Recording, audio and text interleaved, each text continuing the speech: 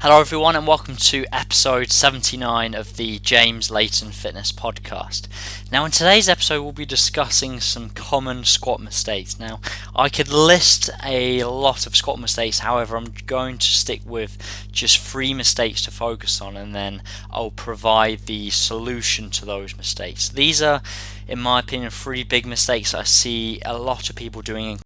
Hopefully by listening to the podcast you can then potentially correct some of your own mistakes and actually start seeing some improved squatting. Now the first big mistake I see people make is people allowing their knees to cave in as they come up from the bottom of the squat. And this is something I discussed on Instagram recently, and the first big issue is I think people have a false misconception that they believe their toes should be pointing directly forwards in the setup to the squat. Now this is completely incorrect. You need to actually focus on actually turning your toes outwards very slightly. Now the key to this is this just allows you to open up your hips and therefore allows you to actually push your knees out on the way down on the squat and also on the way up as well. So that's the first correction to make. Make sure your toes are pointing outwards slightly. The second thing I want you to focus on is you do actually need to consciously focus on driving those knees out on the way down within the squat and also as you come up. Your knees are going to want to cave in naturally, i.e. your knees are going to want to turn in as you come up from the bottom of the squat. As such, you need to consciously think about driving those knees out. So those 2 tips will really help dramatically. Firstly, opening up those toes slightly. Secondly, focusing on driving those knees out on the way down and on the way up from the squat. And that should really help dramatically, those 2 changes.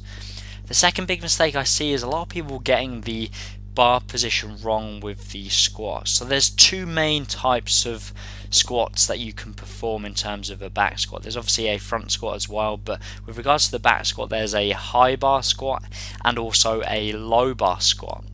Now the main difference is the setup of the bar, and this therefore changes the dynamics of the squat, i.e. how you actually perform the squat.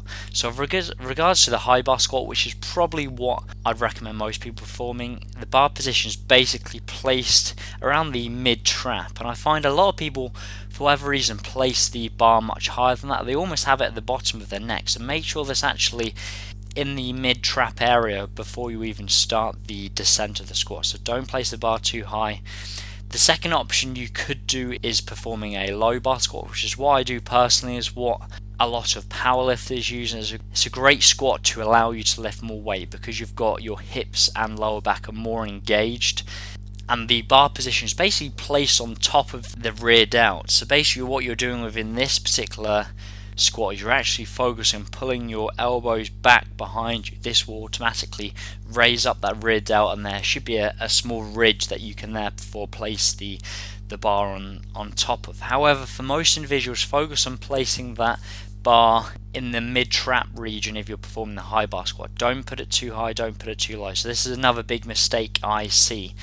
The final big mistake I wanted to discuss is not bracing your core effectively. Now this is something I've discussed a lot on my YouTube channel, on Instagram, on Facebook, and in my opinion it's one of the biggest mistakes I see people make, specifically with the squat and the deadlift. Now this change alone will really make a dramatic difference to your strength, how powerful you are at the bottom of the squat, and also allow you to keep that neutral spine throughout the squat as well. So what I want you to focus on doing is actually having a big deep breath before each squat repetition, then going to focus on actually driving your abdominals out.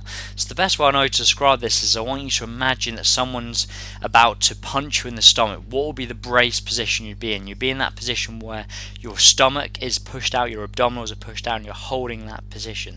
This is the exact position you want to be in when you're performing the squat. Now if you're wearing a belt, you want to focus on actually driving your stomach against the belt. That's the feeling you want to create. So before each repetition, focus on a big deep breath, focus on driving that stomach out, and then you're going to hold that position until you've actually completed the squat. You're holding all that air in your stomach for the full repetition.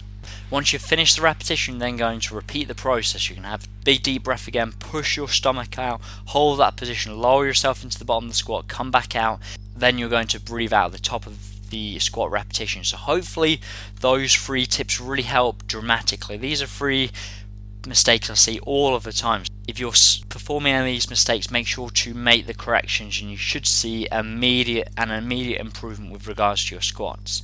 Thank you very much for listening. I look forward to speaking to you next week. If you're still yet to download my free ebook, How to Set Up a Nutrition Plan, if you go to James Layton, Layton fitness.co.uk, you'll see a tab at the top of the page, and you'll be able to download that ebook immediately. Thank you very much. Subscribe to the podcast if you haven't already, and I'll look forward to speaking to you next week. Take care.